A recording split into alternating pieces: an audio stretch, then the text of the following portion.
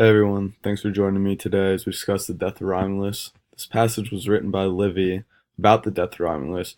Livy was a Roman historian who wrote many accounts about the history of Rome. His accounts of this story take place around 717 BC, close to 40 years after the founding of Rome. So here in the first part of the passage, Livy talks about how nothing is inconsistent with the belief that Romulus was born of Mars. In the first line here, we have a locative with militiaque, which is given away by the AE, and the que here on the end also means and. So we have the AE that shows that it's locative. So the translation is, such were the events carried out by Romulus while ruling at home and abroad. So the and is the que, we have domi as the home, and this militique, it's kind of given that it's abroad, but it really means military.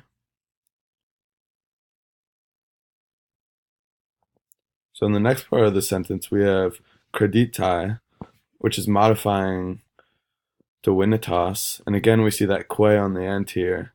So we get and his divinity believed by people, and that's our translation. And then we also have this recuperando here, which is from recupero, or recupero, and the meaning is to restore, which is also in the gerundive because of that nd. So here Livy is talking about how Romulus is on good terms with the people, and in particular those in favor of the war.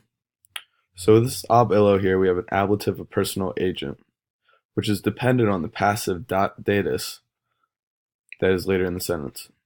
The translation of this is, with strength having been given by him, and then we finish the sentence with the quadrinta annos.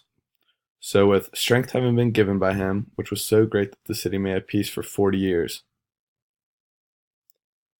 We also have this isi and acceptissimus, which makes it most.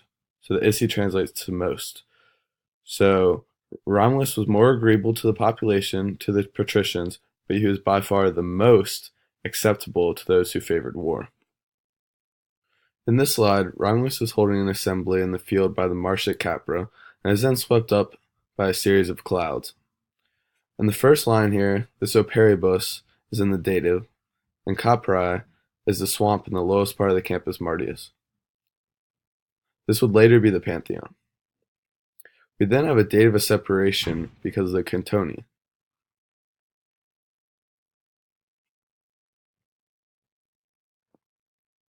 This abstularit that we see next to the Cantoni is in the perfect because of this eri here at the end.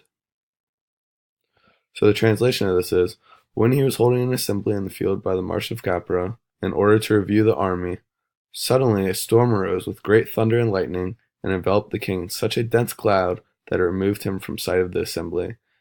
And after that, Romulus was no longer on earth. Now Romulus has just been swept up by the storm, and now the people are beginning to react to the sight of an empty throne. The sedato right here and paure go together. So when their alarm was at last reduced after clear and calm daylight returned following such a disturbed day, we then have a credebat here, which is in the future because of this ba. And we have a deu that goes at the end of aliquam deu, which means for a long time.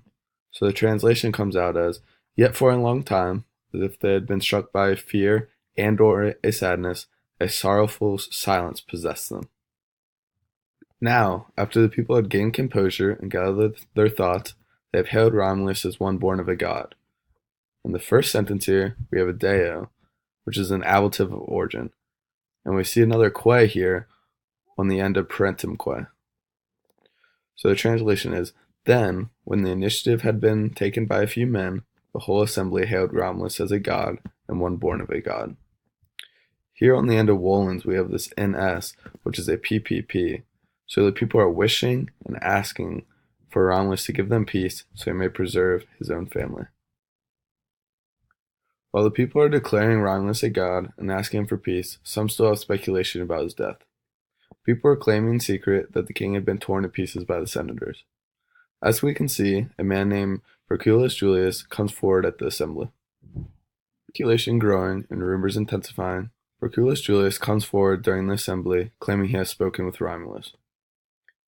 During his speech here, we have an ablative of time when, at prima hodierna loca, as he says, he said, Quirites, Romulus, father of this city, suddenly descended from the sky, today at dawn, and appeared to me.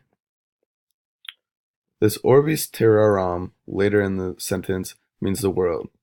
And he says Romulus tells him, Go, announce to the Romans that it is the will of the gods that my Rome is the capital of the whole world.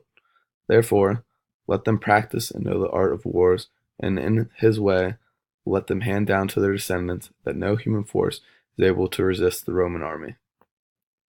Hearing Julius's speech, the people seem more comforted than they had been. This locutus here is a perfect participle of deponent verbs and is active and means having spoken. So to finish off Livy's passage, we have having spoken this, he said, he went away on high.